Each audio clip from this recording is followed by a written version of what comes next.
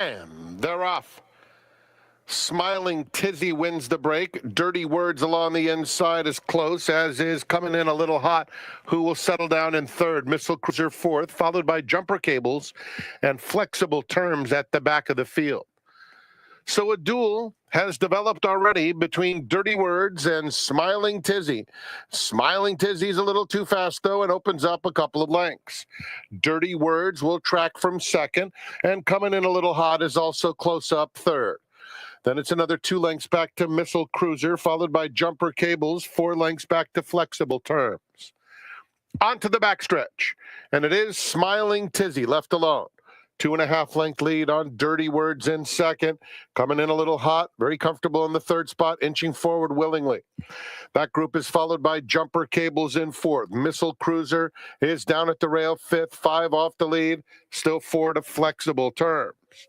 Around the turn, Smiling Tizzy, the controlling speed, 2 length lead. Dirty Words coming in a little hot, rides the rail in third. Only 3 lengths off the pace is Coming In a Little Hot, who takes second in front of Dirty Words now. In behind them, Missile Cruiser and Jumper Cables, top of the stretch, the gray. Smiling Tizzy, the one to catch, has a 2 length lead. Coming In a Little Hot's had a good trip. And on the outside, Missile Cruiser is launching his bid in the center of the course, and it's a good one, too. Here comes Missile Cruiser after Coming In a Little Hot, and Smiling Tizzy at the rail. Coming In a Little Hot has something in reserve, maintains a length lead, and Coming In a Little Hot wins it by a length. Missile Cruiser second, Smiling Tizzy third, then Flexible Terms.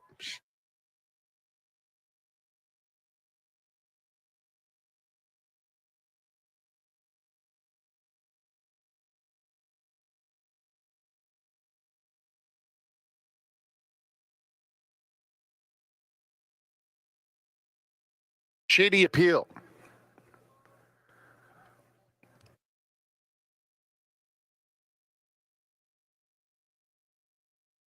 And they're off. Valentine's Candy had a very alert beginning, but it's Zumbo Bombo and Mongolian Altai who are a little bit quicker, and Shady Appeal on the outside is up and on the pace too. Here's Trotsky moving up 1 from the rail, so Trotsky wants a piece of that lead, and he's going to battle with Zumbo Bombo. The trailer enough already. Down the backstretch.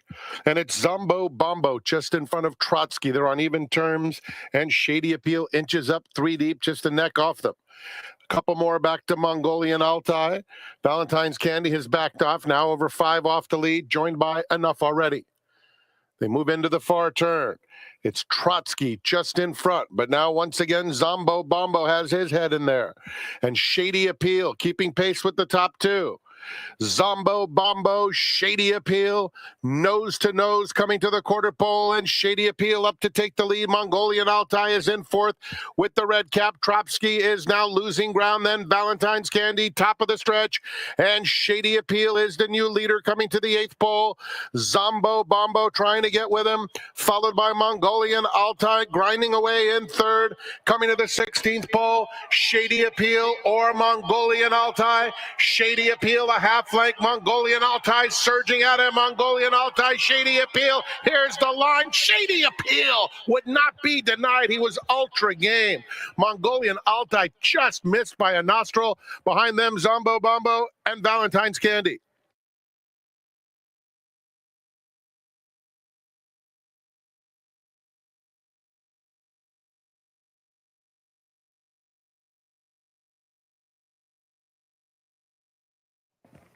Traveling show to the outside.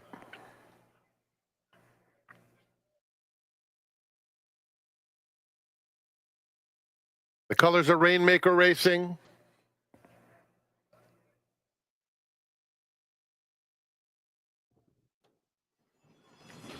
They're off. Creative and Mr. Leisure both out with some early gas as they get to the main course. And just behind them, News at 10 is a stalking third. Here's Yogi Boy in the red, fourth at the rail, followed by Travel and Show, 4.5 off the pace, and Bolt Supremacy at the back. Long shot Creative takes him to the half-mile pole with Mr. Leisure a length and a half behind in second. At the rail, Yogi Boy inches a bit closer with News at 10 just outside of him. Another 2 back to Travelin' Show, who has 4 to make up and inching up on the far outside as they round the far turn. The trailer is still Bolt Supremacy. Mr. Leisure has taken the lead with a quarter of a mile to go.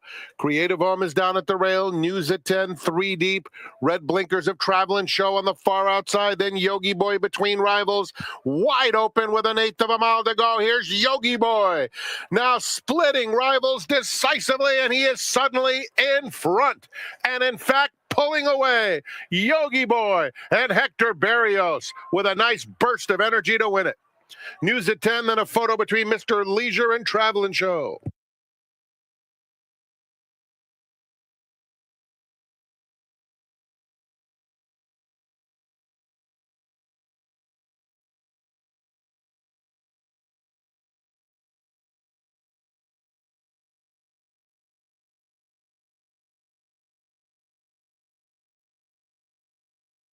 And they're off. Malibu Rocks, Mr. Disrespectful, intent on getting to the front and has done so. Looks Rare moves through on the inside third. Resemblance is fourth with 7 furlongs to run. And it is Mr. Disrespectful making his way over to the rail, has a relatively easy lead too. Looks Rare moves into the second spot. They're followed by Malibu Rocks, 2 off the leader, and Resemblance under a little bit of a hold at the back of the field. Onto the backstretch, Hector Barrios and Mr. Disrespectful leads the way 3/4 of a length. Looks Rare going to apply mild pressure second, 2 clear of Malibu Rocks and Resemblance. Single file, less than 5 furlongs to run. And it's the 5-horse Mr. Disrespectful showing the way to the half-mile pole, with Looks Rare in second, followed by Malibu Rocks, who's now 4 lengths off this leader, and Resemblance outside of him. There's been no change. It's been Mr. Disrespectful, and Looks Rare is now set down by Freysu, trying to get closer to the front-running favorite who's midway on the far turn after getting it all his own way. Mr. Disrespectful continues. 2-length lead. Looks Rare, fully extended. Second, hasn't closed the gap yet. Malibu Rocks third. Resemblance has trailed throughout there at the top of the stretch, and Mr. Disrespectful has waved goodbye at the 8th pole. And this, ladies and gentlemen, is United States victory number 500 for this outstanding jockey, Hector Barrios, who has been putting on a riding clinic. And he gets another W here with Mr. Disrespectful by 9 lengths. Malibu Rocks second. Resemblance third. Looks Rare checked in fourth.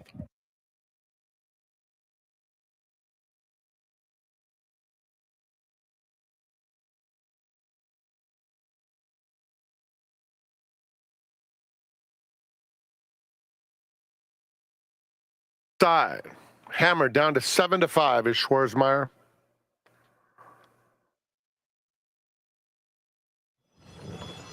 And they're off. Dancing Rinka was off very slowly. Schwarzmeyer out quickly, so is Player B, and Tom Seaver is coming through along the inside.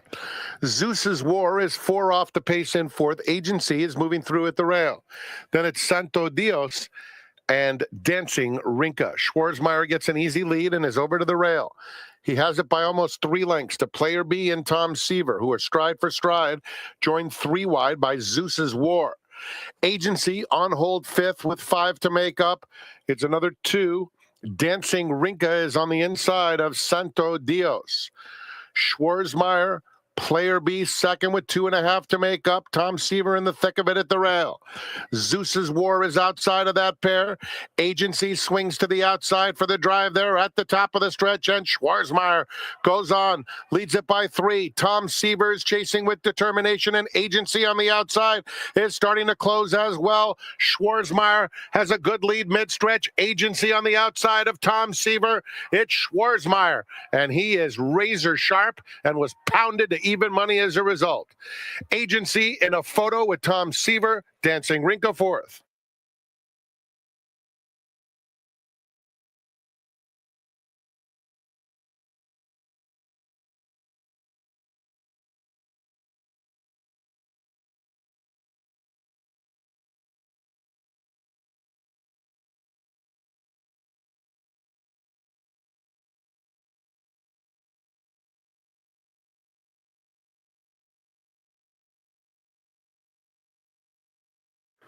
Noble Gary going in.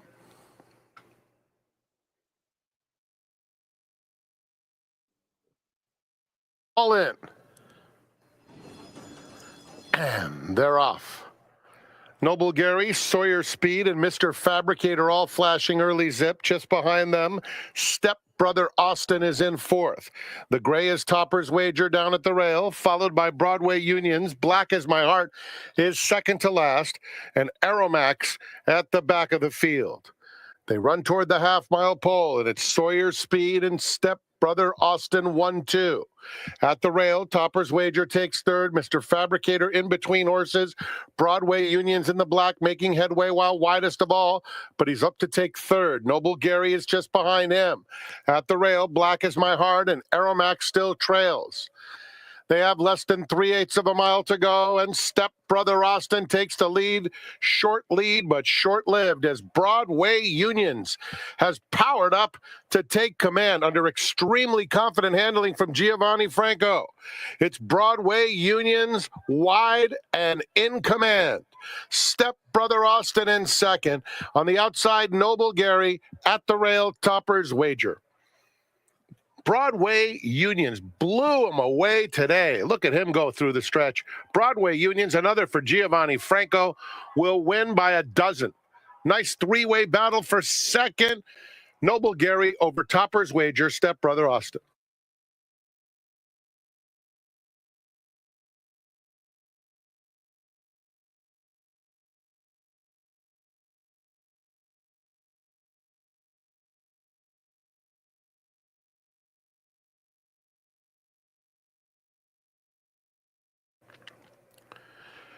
The gate. And they're off in the San Luis Rey. And Midnight Mammoth wastes no time getting to the front. And here's Balladeer, who always wants to lead, and he's going to get it quickly. So it's Balladeer and Midnight Mammoth. No surprises in the opening stages as they go around that bend for the first time. In fact, the only time. It's Balladeer opening up to lead it by 3. Midnight Mammoth is in second, and down on the inside, Wizard of Westwood races in third as they come to the dirt course. Then comes Divin Propos in the fourth spot. Down at the rail, Gold Phoenix is fifth, 7 lengths off the leaders. It's another couple of lengths back to Easter, who races just in front of Atitlan, and that leaves Mega Yacht under a stranglehold at the back of the field. It's Balladeer showing the way. Out where he likes it, unopposed by 3 lengths. Racing in the second spot now is Wizard of Westwood, and Midnight Mammoth is in third. Divin Propos and Ricky Gonzalez 6 lengths off the lead. Gold Phoenix inching forward willingly down at the rail. Atitlan is next, followed by Easter, and Mega Yacht is 8 or 9 lengths off front-running Balladeer, who maintains a lead of about 3 lengths. On Wizard of Westwood in second, Midnight Mammoth, Gold Phoenix getting a nice journey under Kyle Frey at the rail, galloping smartly and 3 lengths off the pacemaker. Divin Propos has to go 4 wide. Easter much closer than usual today. Atitlan steadying in traffic, and Mega Yacht at the back. They're heading to the half-mile pole, and Wizard of Westwood can wait no more. And he puts the heat on Balladeer now. Balladeer, Wizard of Westwood, stride for stride. Gold Phoenix looming along the inside. Divin Propos is widest of all. He makes his bid. Midnight Mammoth dropping out of it. Easter is only 2 or so off the lead. Atitlan and Mega Yacht starts to pick up some momentum too. Divin Propos is the new leader, and he opens up a couple on Wizard of Westwood as the field turns for home. Easter is next. Atitlan is putting in a big run on the outside, trying to get to Divin Propos. Atitlan coming at him with each and every stride, and Atitlan is up to take the lead from Divin Propos. It's Atitlan under a perfect ride from Hector Barrios, hand-ridden to score in the San Luis Rey. Divin Propos was second, then it was Gold Phoenix and Easter.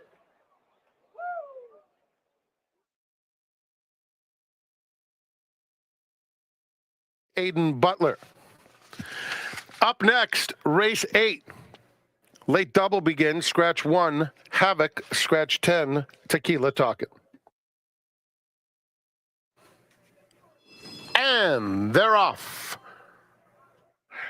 Jerry's Spirit began smartly and goes straight to the front. Stan from Malibu is matching strides in the early going, and they're joined by Always On Key. Trinidad is fourth, only 3 lengths off the lead. He's followed by Carol's Comic, Rogue Sun, Davy Man is down at the rail, Navy Man, and Ace of Clubs at the back. 4.5 furlongs to go. And it is Jerry Spirit doing battle with Stan from Malibu. Always On Key, 2 back in third. Trinidad inches up outside of him. Carol's Comic has 4 to make up, followed by Navy Man, inside Rogue Sun, and Ace of Clubs outside that pair. Jerry Spirit quickly puts away Stan from Malibu. Opens up 2 as they come. Now it's 3. Now it's 3.5, 4. And Jerry Spirit and Armando Aguilar have widened with every stride. Trinidad moves up. Carol's Comic angling out for his stretch bid there at the top of the stretch. And it's Jerry Spirit with a big lead. Carol's Comic, Navy Man has surfaced. Rogue Sun, widest of all in Trinidad. But they're just battling to complete the exact as they pass the 16th pole as Jerry Spirit put this field to bed and wins by 4. Carol's Comic, Rogue Sun, and Navy Man.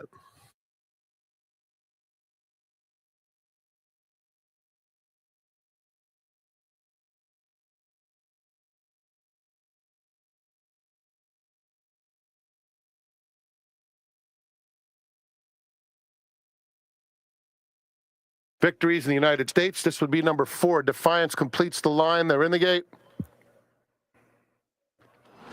And they're off. Cornelia Fort did break out alertly. So did Wordplay. And Run a Mile in My Shoes coming through along the inside. Valkyrian wants a piece of the pace, as does Eternal Rain and the Black Silks, who moves up a joint third.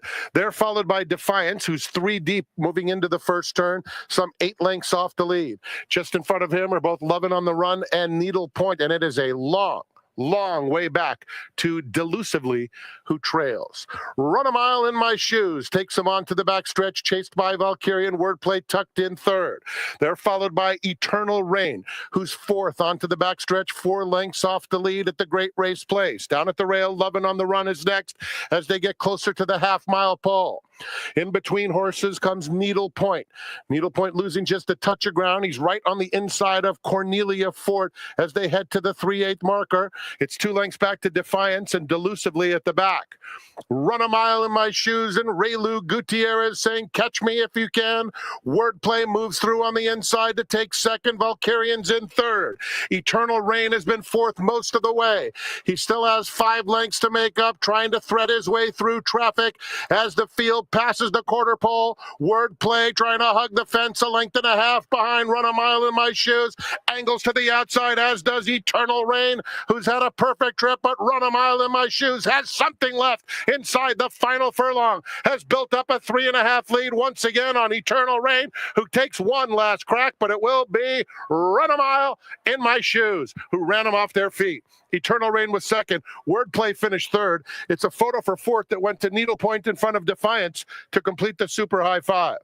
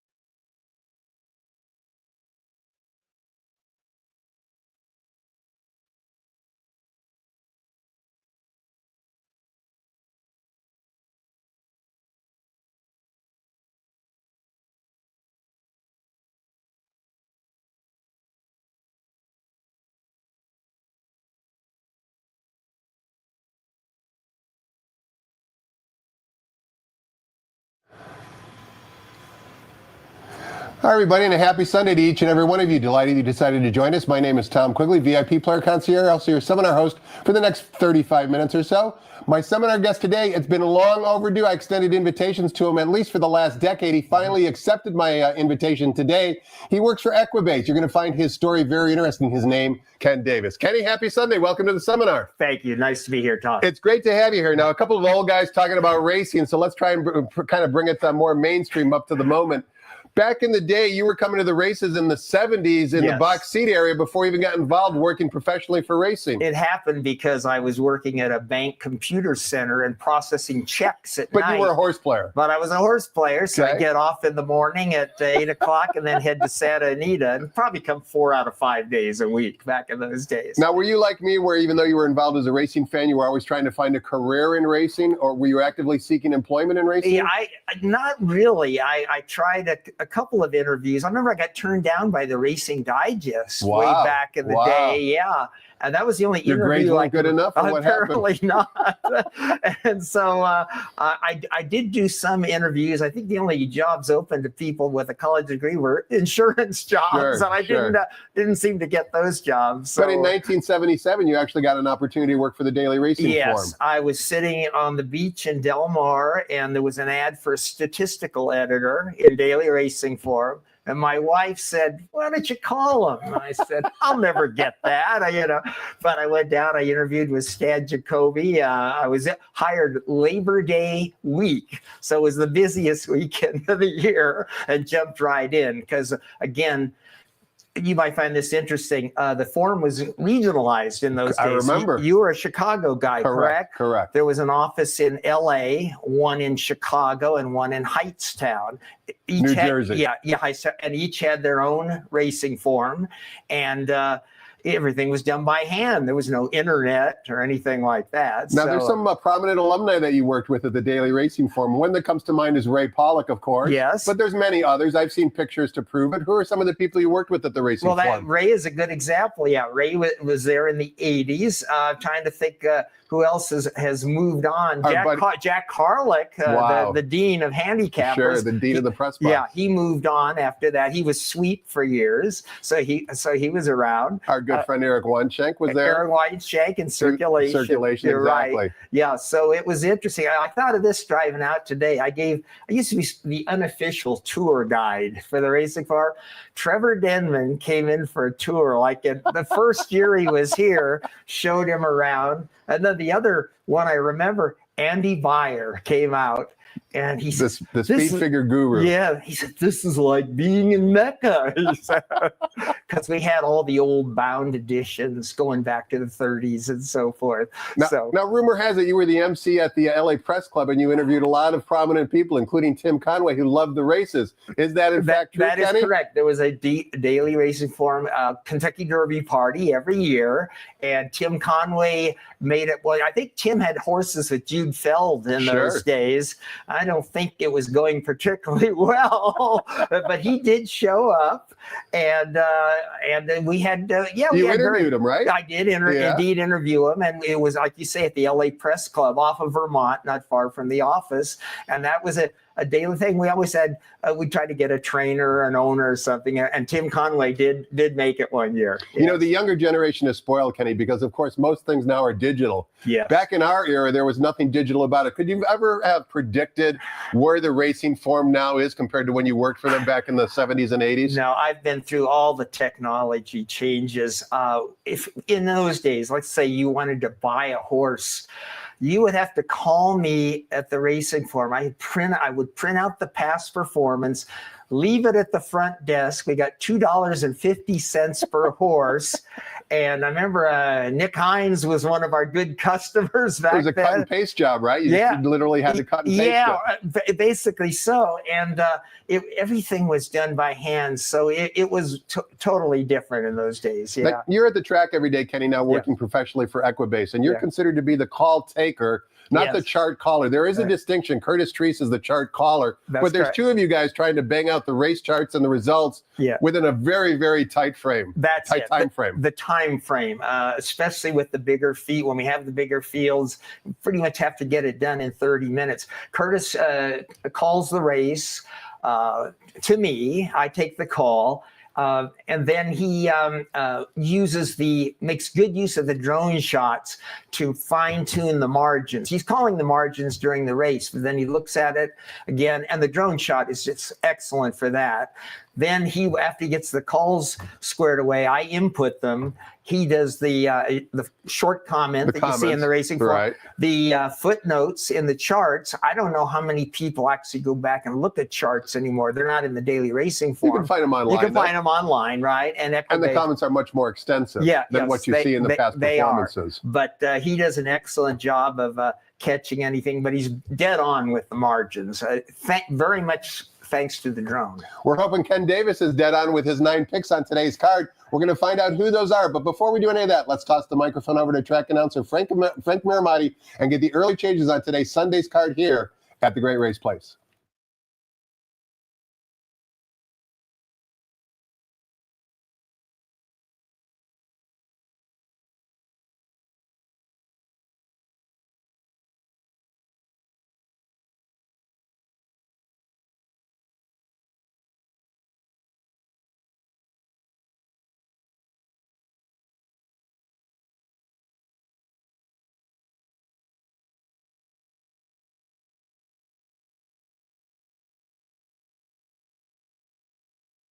Good afternoon, ladies and gentlemen, and welcome to Santa Anita Park, the Great Race Place. The track is fast, the turf is firm, and the rail on the turf is out 20 feet.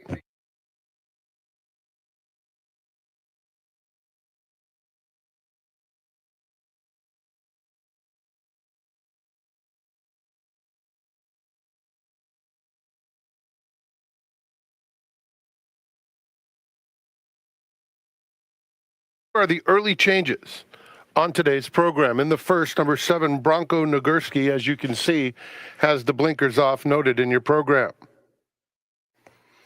Race 2 starts the early pick 4, and there are no changes.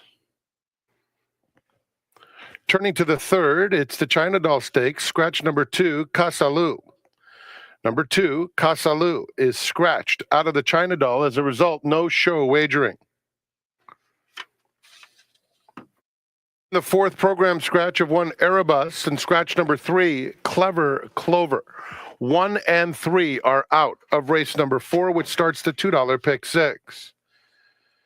In the fifth, all turf pick 3 and late pick 5 wagering offered. Scratch 5, Big George. Scratch 8, Spiritual Advisor. 5 and 8 are out of race 5. No scratches or jockey changes in the sixth, start of the late pick 4. Blinker notes in the 7th, which begins the late pick 3. There are no changes in race number 8, the first leg of the $5 late double. In the 9th, scratch number 4, Moody Jim. Note the number 7, Doncic, the jockey Diego Herrera. Scratch 12, North Country. 4 and 12 are out, the 11 draws in. Enjoy your day at Santa Anita Park. We're 57 minutes away from the opener, and we will once again have the Coast to Coast Pick 5 every Friday, Saturday, and Sunday. Among yesterday's winners, Samantha Perry over at Gulfstream Park. She did a fine handicapping job and hit for $12,000. That can be you today. It's a low 15% takeout. 57 minutes to post for the opener. Let's go back to Quigley's Corner. His special guest today, Ken Davis.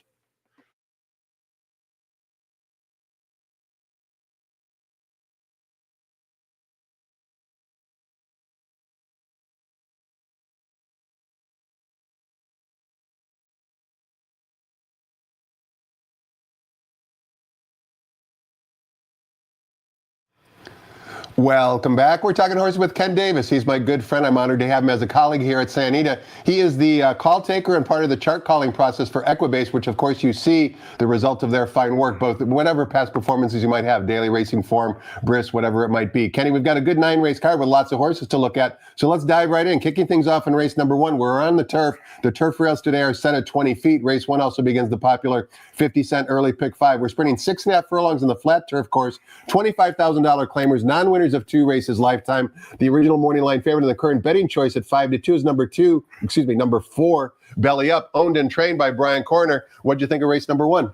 Well, I wanted to point out a condition thing. I think in this most recent condition book, these races are now written for 3-year-olds, correct, or 4 and up, which have never won 2 races. And there's no 3-year-olds in this particular field, but correct. Occasionally there are 3-year-olds. Yeah. So when you see these horses come back next time, there'll be a B after the price as opposed to an N2L. And the B means that basically there's more than one condition. I got you. Yeah, more than one restriction, basically. Gotcha. So you'll be seeing more of those popping up, which is a little confusing.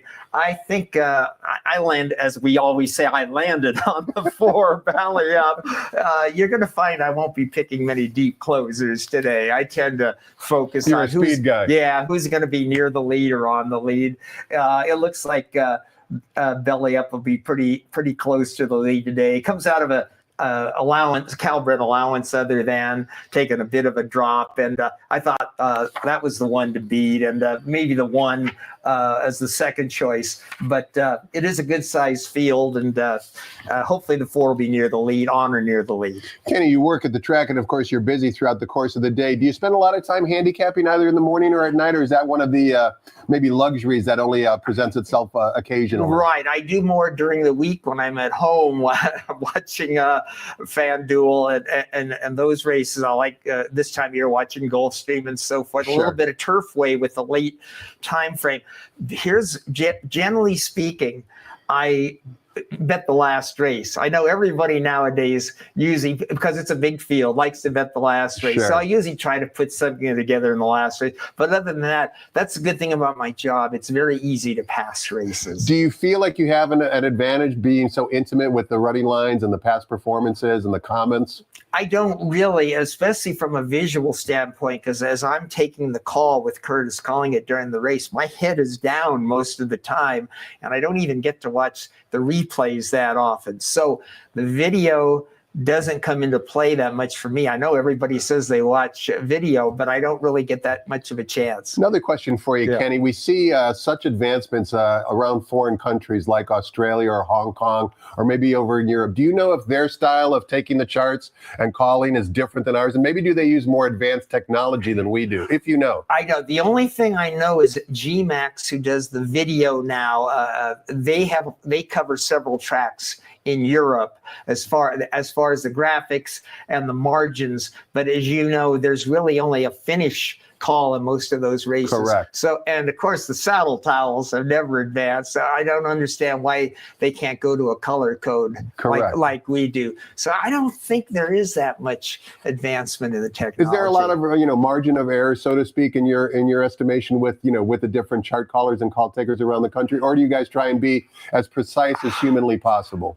I think there is a margin of error because we utilize the drones, and not that many tracks do. We use it here and at Del Mar. We have access to it, but other tracks around the country, they only bring in the drones on special days. Sure. Otherwise, you're looking through binoculars. Yeah, exactly. Right. So there is a bit of a margin for error, and the angles are different too. For sure. I mean, it's impossible to call a race at Los Alamitos by just binoculars. They're running away from you the whole way. Correct. But again, there we have access to the drone shots, so that comes in handy. Interesting. Let's take a look at race number 2, Ken. Begins the 50-cent early pick 4. This time we're going 2 turns on the main track, 1 mile is the distance.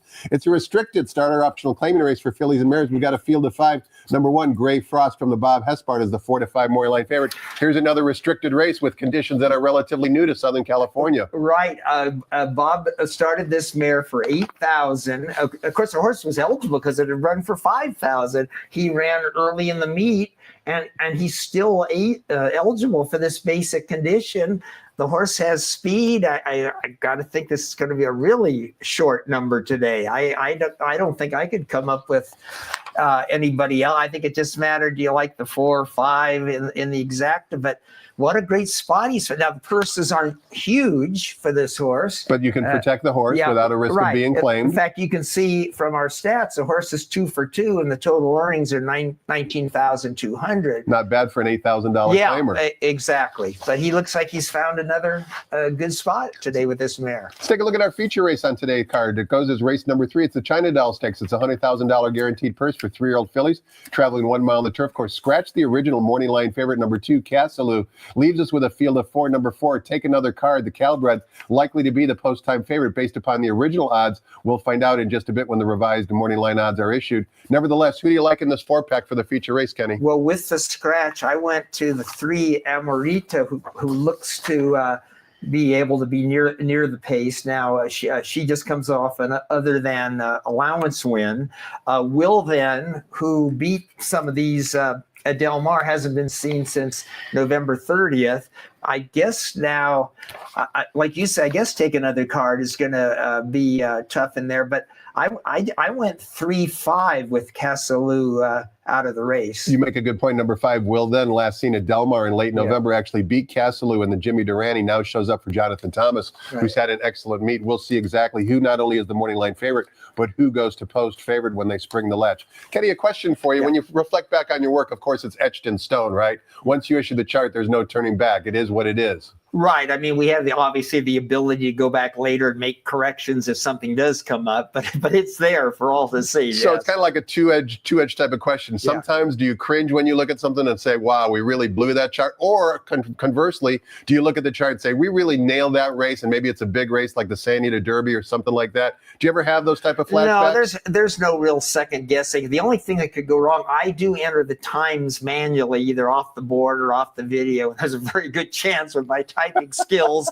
that I could enter a 49 instead of a 46. It doesn't happen very often. But you have the ability to modify that as well. The ability to go in and change it later. So those are the only issues with it. Yeah. But calling the charts is somewhat of an art as well, right? I know that that's not your responsibility, but it's basically got like a personal touch. I don't play a lot of simulcasting around the country, but the amount of comments varies widely depending upon what track you're playing. It's almost like the person's personal touch on the commentary. One thing I notice is they love to, some tracks love to specify the paths. Now, I know that's important. You'll see 2P, 3P, 5P. Sometimes I think that's a little overdone, but that's one example of regional differences and so forth. And everybody has a different way of viewing the races as well, right? That's just one person's opinion. You might think the horse is off slowly. I might just say, well, the horse just took a stumble, a slight stumble, and it really didn't impact the finish. But you have to evaluate, like you said, as a horse player, going back and watching the replays and the videos yourself to establish exactly what happened in the previous race. And again, I think harping on the drone shots, the start call, it's especially important because you're looking down. You get a very good chance if the horse just bobbled slightly or stumbled or was way slowly. So it's very helpful with the start call as well. And that's amplified compared to what you would see on the pan shot simply because it's closer to the starting gate. Yeah, exactly. Let's take a look at race number 4. Kenny begins at $2 pick 6. We're sprinting 6 furlongs on the main track. Once again, a restricted starter optional claiming race. 2 scratches. Scratch the 1 and the 3 leaves us with a field of 5. The runner on the bottom, number 7, Square Cat from the Blaine Wright barn. Taking blinkers off is the 5-2 morning line favorite. 5 ways you can go here, Ken. Which way are you going and why? This is another restricted event, but this is interesting because if the connections enter for the claiming price, they do not have to have run in Northern California.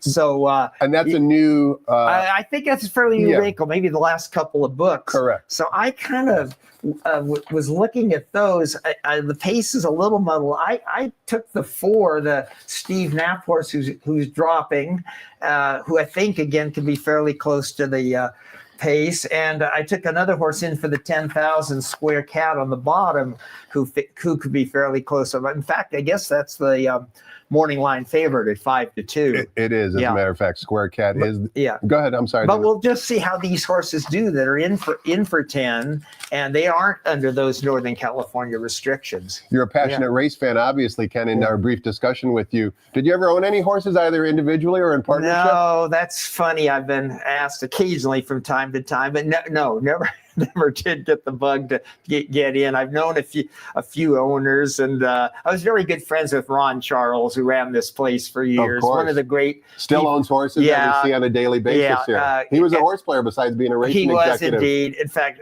the story, he was one who would come down to buy the racing form as soon as it was off the press. At the office. At the office. We had our own presses in those days. So you would actually, ring the press, you'd go out and look at the paper coming off. The ink would still be wet. The ink would still be wet, and he would be there ready to buy the form as soon as possible. Those were the real fanatics who would come to the front desk. When I was born and raised in Chicago, I remember standing at the newsstand waiting for the delivery truck to drop off the daily racing form the night before the races at Arlington Park. That's right. There were a lot more places to buy the form in those days, right? Now, like I said, the young kids are spoiled. They just fire up their computer and print the PPs, and it's no big deal. Yeah, exactly. So I've been on the fringes, to answer your question. I've known owners, and I guess I see the highs and lows, and never jumped in. It's not an easy roller coaster. No, it sure. is. You ever been to the Kentucky Derby? No, because I always worked. And back in the racing form days, that was our biggest edition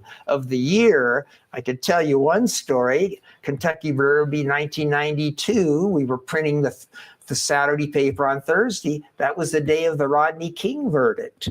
So you guys were sweating bullets. We were for a lot of reasons. Well, we were there in Koreatown, and the city, the area was burning down, and we had to evacuate. So what happened to the Derby edition of the racing form? Well, we came back the next day and were able to put it out, but how many sales they lost was unbelievable. And of course, what happened because of that, the form made this decision to move to Phoenix the next year. And you followed along. I found myself in Phoenix 6 months later.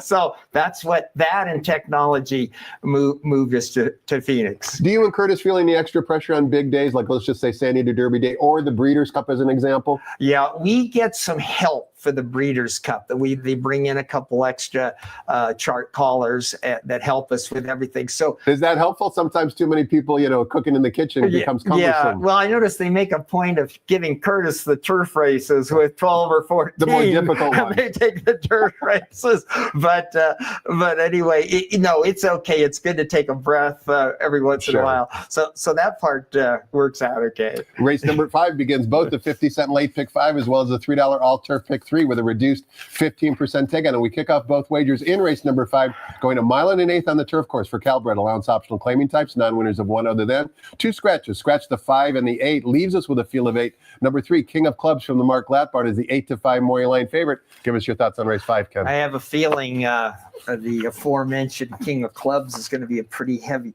favorite in there. All these other horses have had multiple chances, but I took a shot on the 2 horse who Rodrigo knows, I guess. Yes.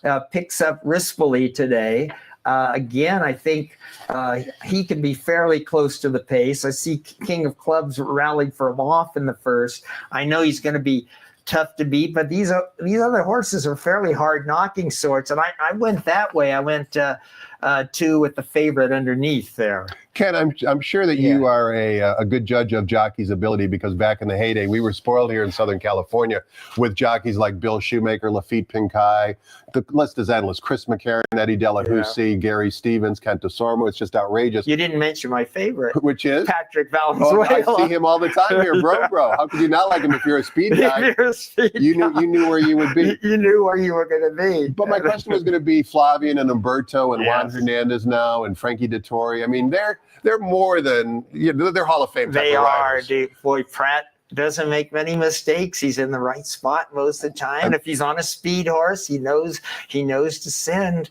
And they are very talented. I've been impressed with Frankie Dettori out here, how he's not afraid to let him run early either. Correct. So no, we have some good names, but you're right. Those were the golden era of jockeys, right? And before simulcasting, when the place on Wednesdays and Thursdays would still have 20, 30,000 people in attendance. Yes, we all talk about that, and we didn't even think about it. My whole thing then was, like I said, I had every day free, and my choices were: am I going to go to the races today? Am I going to sit by the pool, or am I going to play golf? Well, golf was gone in a hurry. wasn't too good at that.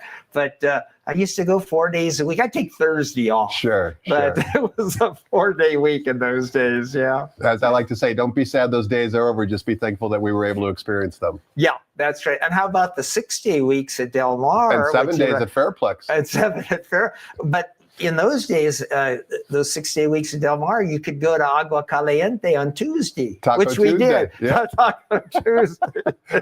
Race number 7 begins the 50-cent late pick 4 going 1 mile on the main track. Maiden claiming 3-year-olds in for a $32,000 tag. Take note, number 8, Toppers at Seaside, is a first-time gelding morning line favorite. On the bottom, number 9, Connell for the win. One of 2 morning line favorites trained by Doug O'Neill. 9-5 according to the morning line odds maker. What say you about race 6, Ken? Well, let's see. These are maiden 32s. I went for the Michael McCarthy horse, the 7 Uncle Evco. I'm not sure about the pace situation with this one. And underneath, I thought Bob Hess's horse was a little interesting. The 8 Toppers at Seaside coming out of sprints, and Bob's having such a great race. Oh, and he's a first-time gelding. Correct. In there. So that one. We had a first-time gelding win the other day at 35-1 in the first race, if you remember that. Right, and I'm noticing here this one is 30-1. Raylu Gutierrez, who won the last race last night. Run a mile in my shoes. Yeah, right. So you're good at remembering the names. Only short term. Don't ask me what I had for breakfast. Okay. Race number 7 begins the $3 late pick 3, another multi-race exotic wager with a low 15% takeout. This time we're going mile and an eighth on the turf course. For maiden special weight, Calbred 3-year-old fillies. Field of 8, the morning line favorite, number 5, Less is More from the Doug O'Neill barn at 5-2. Before we get your thoughts on the race, Ken, I wanted to watch a replay that a number of these runners exit. This replay is back on February 22nd. It was the 7th race. I want you to watch in the replay the runner breaking from post position number 7. It's Suntory Time. You're going to see, although she trails the field for most of the race, she's going to show some explosive late foot down on the rail, particularly during the gallop out, because this replay we're about to watch is a 1 mile in distance. Today's distance is a mile and an eighth. So let's listen to Frank Miramonte describe the action and watch the runner breaking from post position number 7. And they're off. Z's Wardrobe is hustled out for early speed. Here's Odie's Memory Lane sprinting up smoothly, along with Guilty of Having Fun. So those two go on with it. Sassafran is down at the rail in third. Renatus drops off as Hello Kiddo. Kiddo moves up to take fourth. Z's Wardrobe settles in mid-pack, 7 or 8 lengths off the pace as they move into the first turn. Orange Thunder hugs the rail. Magakai is in between horses. Mrazek's Old Dream outside of that pair. Big Whoosh has to be 15 or so off this lead, and at the back of the field is the first-time starter Suntory Time. They swing on to the backstretch, and it's Edwin Maldonado and Odie's Memory Lane getting it all her own way today. Guilty of Having Fun, 2.5 back in second. Hello Kiddo, Kiddo third. Sassafran is fourth, 6 lengths off the pace. Renatus is next, racing on the inside of Z's Wardrobe. Orange Thunder is just behind that pair with less than a half mile to go, 10 lengths off the lead. Magakai is 3 deep, Big Whoosh at the rail. Mrazek's Old Dream between those two. Suntory Time continues to trail. Odie's Memory Lane has been the controlling speed every step of the way, has a 3-length advantage. Guilty of Having Fun called on now second. Hello Kiddo, Kiddo 4 off the pace in third. Sassafran is next there at the top of the stretch, and Odie's Memory Lane turns for home, still in front by 3. Guilty of Having Fun trying her best in second. Orange Thunder on the inside of Hello Kiddo, Kiddo. They're coming to the 16th pole. Odie's Memory Lane, the lead is diminishing. Guilty of Having Fun is coming, as is Orange Thunder with the red blinkers coming best of all. Orange Thunder on the outside gets up in the shadow of the wire. Guilty of Having Fun second. Odie's Memory Lane third, in front of Hello Kiddo, Kiddo, who's in a battle for fourth with an oncoming Suntory Time, who finished well from last. Kenny, as we watch the gallop out, Suntory Time certainly finished well. You can see her in the gallop out extending her margin. Of course, that was too little too late. That was a flat mile. I don't think Mike Smith really got into her very much. You can see coming down the lane, she was making up ground without much urging. That's one of many runners you could pick in this particular race, but you're going in a different direction. And I know our friend Brad Free likes this horse today. He doesn't miss much. He doesn't miss it.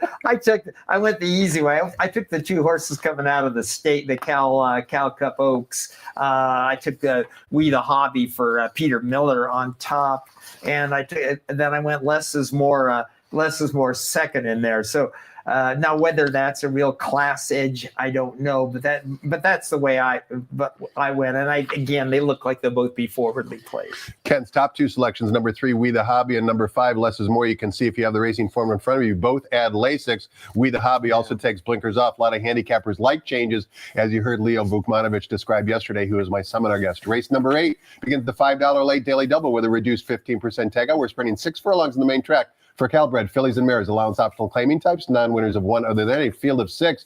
Number 5, Big Pop is the 9-5 Maury line favorite. Take note of the jockey assignment on number 1, Rousing Jewel. Martin Garcia in town to ride for a non-Bob Baffert winner. That's a bit interesting. Talk to us about race 8, Kenny. I think Martin was here to work some nice horses. That would, morning, right? That would be my guess as well. Yeah. Potential Derby contenders. Right, yeah. I went to Big Pop, the favorite in here, Big Pop, drawn outside maybe the other speed, and I think will be pretty tough to beat. And I just took the corner runner for Samantha Siegel second, the 4. But I think the draw will help Big Pop, and she'll probably be a decent favorite. Although, like you say, and the 1 drew the rail with 2. I'm kind of old school in there. I don't know if it's with the drawing the rail in sprints. You're at a disadvantage. Yeah, it seems that way. You have to break early, or otherwise you get shuffled back and then have to work your way out of a jam. I mean, Bill Sparr hated drawing the rail, as you remember. Any runners that he drew down on the rail, he would automatically scratch. Yeah, we hold on to these old things, but I think it is tough, and I'd prefer to be outside sprinting. And the statistics prove it. As a matter of fact, you can look right in the official program here at St. Edith and see the performance of the rail in both dirt sprints and turf sprints, and it's certainly well below average. That's for sure. We close out the day and we close out the week in race number 9, offering $1 super high 5 wagering. We're sprinting once again 6.5 furlongs in the flat turf course. This is a starter optional claiming race. There are a number of changes in this particular race. Take out both number 4, Moody Jim, and number 12, North Country. That means number 11, My Summer Dream, does draw into the race. Also take note, number 6, Raging Waters is a first-time gelding. Make the jockey on number 7, Doncic. Diego Herrera, the morning line favorite, number 2, Mega Moon, first off the claim for trainer Rod Ellis. Before we get your thoughts on the race, Kenny, I want to show a replay. This replay was back on February 23rd. In this field, we've got basically 10 runners, and 5 of these 10 runners exit the same race. As I mentioned, this was the February 23rd race. The one I want you to pay attention to is going to be number 1 in this replay. It's Count of Amazonia, who also drew the rail once again today. This replay we're about to watch was run at 6 furlongs, as you heard me mention. Extra half furlong today, 6.5 furlongs. You be the judge. See if Count of Amazonia might have gotten a little bit closer with a better break and maybe a better trip. Let's listen to Frank Miramati describe the action back on February 23rd and watch the gelding break from post position number 1. And they're off. Nero Tulip is very quick away from the gate. Doncic has good early speed and hacking it up along the inside, backs off now as 34 Coupe comes to join the party. Then Jetivator, the professional, is 4 lengths off this battle, 3 lengths clear of Don't Swear Dave. Devil Be Me is next. The 2 trailers, Count of Amazonia and Moody Jim, will do some running later on. Down the back stretch, and it's Doncic in front by a half length. Nero Tulip is pressing second. Jetivator takes third. 34 Coupe along the rail, steadying a bit. And losing some ground is 34 Coupe. He's followed by Don't Swear Dave in the blue silks as 34 Coupe gets going once again. Behind that group comes hacking it up. Down on the inside, Count of Amazonia is a long way back. It's Doncic in front with a 2-length lead. Nero Tulip is in second. Now here comes hacking it up on the outside with a run. And from nowhere, Moody Jim. And Moody Jim is coming with a flourish down the center of the course. Moody Jim from far back blows by them all to win it going away. Photo for second between Don't Swear Dave and Count of Amazonia. Behind them, it was hacking it up. Kenny, it was a wild scramble as they got close to the finish line, but once again on the gallop by, you can see right in the mix there is Count of Amazonia. But Don't Swear Dave was in the mix. There were a number of runners, including Doncic, who showed that early speed. Give us a winner to close it out, Kenny. Well, I picked Doncic. Well, a couple of negatives. That was her Juan Hernandez Hernandez's second call. No problems with Herrera riding. I just watched him shortening stride down the lane, but we can make the old Casewell second start back. And then, to be fair, sometimes the longer distance actually helps a front runner because the fractions are a bit softer. That is correct. Not as many guys. Most people think that's counterintuitive, but it's not. Yeah, that's correct. And Pete Urton claimed the horse. He has excellent numbers with first off the claim. Solid so far. If you look in the racing form, 3 for the last 3, all winners first off the claim. Exactly, with only a 32.67 return on investment.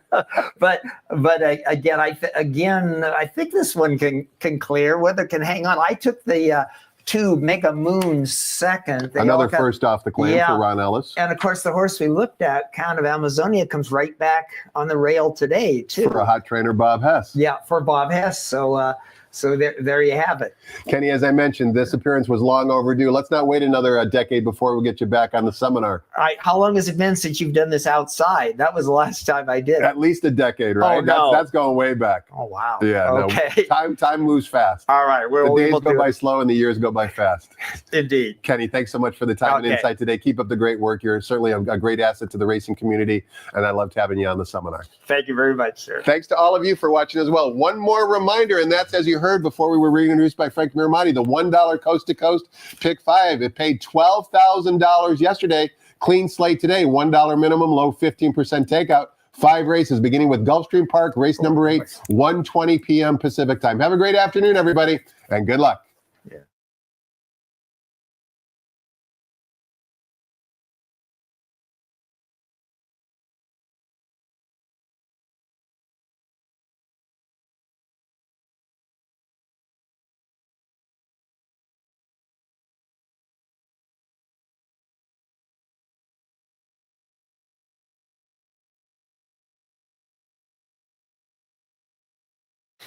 Ladies and gentlemen, please rise for our national anthem.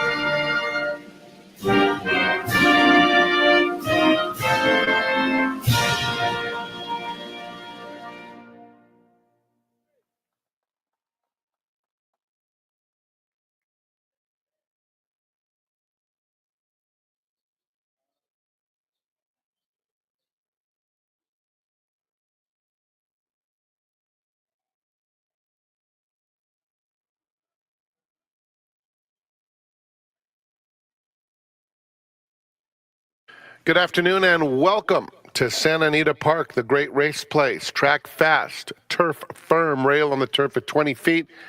The track conditions are brought to you by John Deere.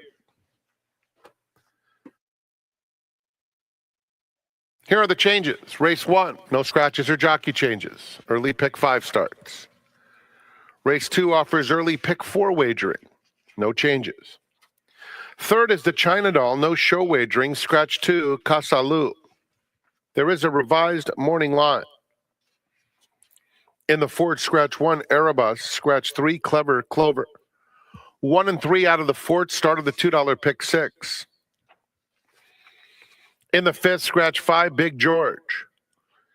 Scratch 8, Spiritual Advisor. First leg of the all-turf pick 3 and late pick 5, race 5, scratch numbers 5 and 8. In the sixth, pick 4 wagering is offered, just a blinker note. Same story in race 7, start of the late pick 3. Eighth race, first leg of the $5 late double. No